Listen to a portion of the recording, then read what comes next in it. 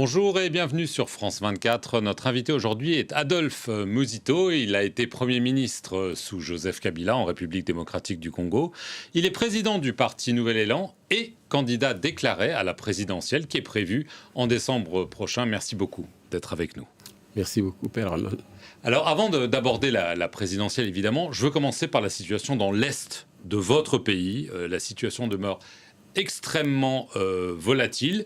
Vous avez une préconisation, radicale. Vous estimez que plutôt que négocier avec Paul Kagame, le président du Rwanda, il faut faire la guerre au Rwanda. Est-ce que c'est ça que vous proposez à vos concitoyens ? Voilà ce que je propose effectivement à nos citoyens, à mes compatriotes, parce que le Rwanda ne comprend que les langages de la force, les langages du feu. Il faut se préparer à faire la guerre au Rwanda. Mais parallèlement, il faut négocier et discuter avec les patrons du Rwanda, les multinationales, les États puissants, nos amis occidentaux, pour qu'ensemble, on commence à réfléchir sur la possibilité de la mise en valeur du Congo d'une manière générale, mais particulièrement dans cette partie est de la République qui regorge beaucoup de ressources qui font l'objet de convoitises. Alors, quand vous dites qu'il faut faire la guerre au Rwanda, on voit déjà que l'armée congolaise n'arrive pas à se battre contre les groupes rebelles, à commencer par le M23. Comment imaginer qu'elle puisse aller faire la guerre ? Et on imagine, votre objectif, c'est de l'emporter contre l'armée rwandaise. Il faut rappeler que quand le Rwanda nous attaque en 1996, en prétendant venir nous libérer contre le régime de Mobutu, nous avions un budget de 100 millions de dollars. Je dis bien 100 millions de dollars. Et pendant toute la période de 1990 jusqu'à 2000, le Congo a collecté plus ou moins 1,2 milliard sur 10 ans. Donc nous avons sombré en tant qu'État et le Rwanda nous a occupé. Ce qui nous a permis de résister, c'était que nous sommes un peuple uni avec une grande capacité de résilience. Quand je parle de la guerre qu'il faut faire, c'est en perspective, en dotant notre armée progressivement, maintenant qu'on a un budget qui dépasse les 10 milliards de dollars. Je dis bien 10 milliards, nous venons de 1 milliard de dollars sur 10 ans, s'il vous plaît. Et donc, nous pouvons équiper l'armée sur 2 ans, 3 ans, en même temps que cette partie où nous négocions en cette période, nous devons parallèlement préparer la guerre en renforçant notre armée. À terme, nous aurons raison du Rwanda, mais aussi nous voulons une diplomatie économique avec les puissances, ceux qui, en fait, profitent de l'exploitation. Et qui sont ces puissances ? Qui sont les patrons du Rwanda Les patrons du Rwanda, d'une manière générale, ce sont les États occidentaux. Ce sont les multinationales qui exploitent. Les États-Unis, l'Europe, etc. Tous ces mondes-là. Leurs multinationales, c'est eux qui viennent, ou c'est elles qui viennent exploiter nos richesses de manière, si vous voulez, illicite, en occasionnant des morts. Nous pensons qu'en négociant avec eux, je dis bien négocier avec les puissants et non pas avec le Rwanda qui n'est qu'un bras armé, progressivement, nous pourrons obtenir qu'ensemble, dans un partenariat gagnant-gagnant, nous puissions exploiter les richesses du Congo qui représentent une opportunité pour l'humanité dans les contextes nouveaux, si vous voulez, de la transition écologique. Alors, pour l'instant, ce n'est pas la stratégie du président Tshisekedi. Il a tout d'abord essayé de négocier avec Paul Kagame. Dorénavant, il a fait appel à une force de la communauté des États d'Afrique de l'Est qui se déploie, Burundi, Ouganda, Kenya. Est-ce que c'est la bonne solution pour venir à bout du M23 et d'autres groupes armés ? C'est une étape, mais je ne crois pas beaucoup à cette étape parce que je considère que ce pays sont juges et partis. C'est des pays pauvres comme nous et qui ont les mêmes intérêts que les Rwanda. Et nous pensons qu'il faut négocier avec les vrais partenaires, ceux avec qui nous pouvons défendre les richesses du Congo, défendre le Congo et développer ensemble ses potentiels pour l'intérêt de l'humanité. Donc vous pensez que c'est une erreur, qu'il faut que ces forces des pays voisins quittent le sol congolais ? Il faut penser à leur départ.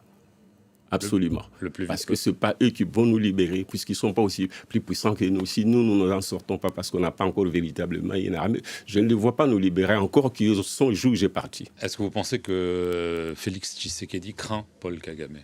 Je ne sais pas le dire qui craint Paul Kagame, on ne sait pas qui c'est qui est important. Pour moi, Kagame n'existe pas. Ce n'est pas Kagame qui est devant nous.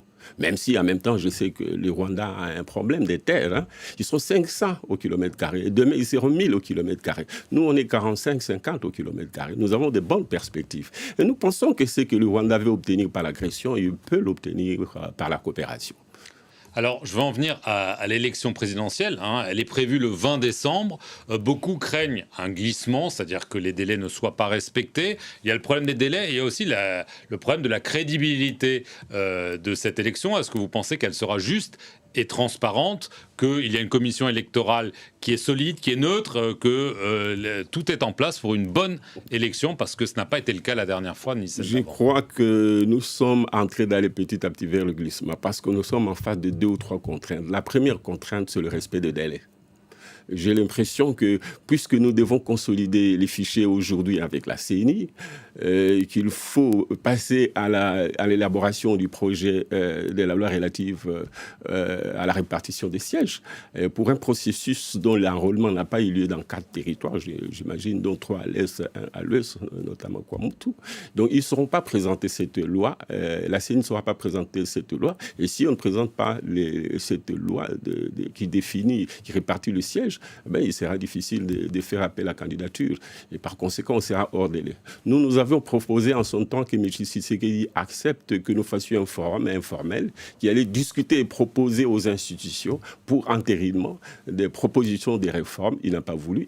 Si nous franchissons les délais constitutionnels, c'est un pouvoir qui va tomber. Et nous serons devant un vide juridique, de sorte que finalement, il faudrait que la classe politique ou les parties prenantes se mettent d'accord pour reprendre les choses avec des institutions de facto. De facto. Donc pour vous, Félix Tshisekedi ne peut pas rester au-delà du délai prévu par la Constitution. Il ne s'agit pas de ne pas rester. De toute façon, s'il reste, il sera un président de facto qui aura comme source les légitimités de la classe politique. Et si on le faisait partir, c'est lui qui viendra. Ça suppose que ça va être un problème des rapports de force. Si les délais sont respectés, est-ce que la transparence sera assurée ? Voilà. On peut respecter le délai, même dans le cadre d'un processus chaotique. Je ne crois pas beaucoup à ce qu'on concilie le respect du délai et la transparence du processus lui-même, que nous voulons voir être requalifié par l'ensemble des parties prenantes qui aujourd'hui sont exclues. Alors, les forces en présence, il y a l'Union Sacrée qui a signé une nouvelle charte. Félix Tshisekedi a vu le renfort de Jean-Pierre Bemba, de Vital Kamerhe. Et en face, l'opposition est totalement éparpillée. Alors que c'est une élection, je le rappelle, à un tour. Est-ce que, à cause de ce que je viens de dire, la messe n'est pas dite et la réélection de Félix Tshisekedi d'ores et déjà claire ? Oui, la question de l'opposition ne se pose pas en termes unité pour gagner les élections. Mais gagner les élections, pour quoi faire ? Moi, je crois que la force d'opposition doit être constituée par l'unité de l'opposition autour d'un programme alternatif qui permette... Un candidat, mais qui est porteur d'un programme issu du consensus, d'un rapport de force ou des échanges ou d'un débat entre acteurs de l'opposition. Mais ça présuppose que cette opposition se définisse plutôt comme alternative plutôt que comme simplement une force de résistance.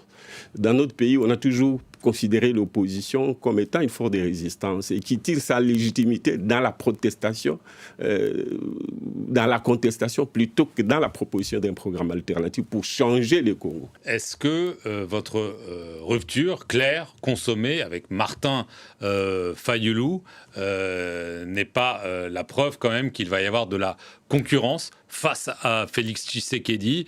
Est-ce que vous considérez, lui, dans son entourage, on pense que vous avez voulu rompu parce que vous voulez passer un deal avec Félix Tshisekedi? Quelle est votre réponse? Non, je veux passer un deal avec Tshisekedi. Tshisekedi est en train de faire ses alliances ou ses recrutements. Mais par contre, M. Martin, lui, il est dans une alliance en perspective avec les anciens. M. Katumbi, c'est un ancien de l'Union Sacrée. Il a élaboré les lois électorales que nous contestions avec Martin. Maintenant, il est avec lui. C'est pour combattre ce que Martin, plutôt, Katumbi aura fait. Et les autres qui l'entourent, M. Matata, c'est un ancien. Il est né au FCC parce que c'est un député ou un sénateur de l'OFCC, ainsi de suite. Donc, en fait, c'est un attelage des oligarques. Il a trahi l'opposition. Il vous a trahi, Martin Fayulu. Martin Fayulu, je ne suis pas là pour le juger. Je considère qu'il est en train de devenir le bouclier de ceux qui étaient hier contre la vérité des œuvres. En fait, il est... Parce qu'en perspective, dans cette opposition-là, je vois Kabila qui, en même temps, est à l'Union Sacrée, en train de lorgner pour se faire désormais opposant, alors que c'est lui, le maître de l'ouvrage du système électoral actuel, qui, en fait, a organisé la fraude. Vous Donc, pensez que... je considère que cette collusion avec des gens qui hier étaient et qui sont toujours ceux qui veulent la fraude, parce que Kabila aujourd'hui, s'il ne veut pas participer au processus, parce que en réalité, parce qu'il veut encore laisser son allié et faire son deuxième mandat. Puisque dans l'entretemps, il ne voudra pas qu'il y ait des changements. Du point de vue c'est du lui le possible. véritable président de la RDC?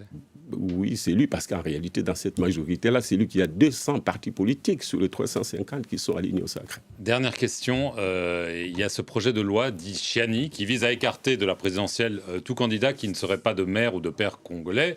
Beaucoup estiment que cela vise Moïse Katumbi, qui est dans ce cas de figure. Vous dites que ce n'est pas tellement le principe qui vous gêne de cette loi, mais le moment. Est-ce que vous pouvez clarifier? Oui, c'est le moment. Donc vous y êtes favorable à ce qu'il y ait cette loi? Non, je ne suis pas favorable, mais je constate que c'est lui qui se sent concerné, M. Katumbi. Il est l'acteur de tout ça, parce qu'il a quitté Kabila en plein vol. Kabila lui a fait le coup. C'est Kabila qui lui a enlevé qui lui a refusé les passeports.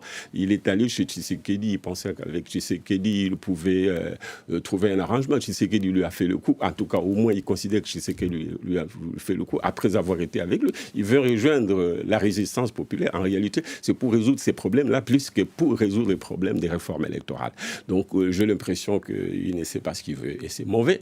En réalité, s'il voulait et que ces combats là contre la congolité était un combat du peuple, il devait la mener avec le peuple au lieu d'aller comploter ou négocier avec les oppresseurs, parce qu'il venait de se réconcilier avec Kabila qui était son bourreau. Et maintenant, ensuite, il s'est réuni avec, en fait, il a travaillé avec Tshisekedi dans lequel la majorité innocente, que je ne sais pas ce que ce monsieur veut. Adolphe Muzito, merci beaucoup d'être venu sur les antennes de France 24 et merci à vous d'avoir regardé cet entretien. Restez sur France 24 pour plus d'informations.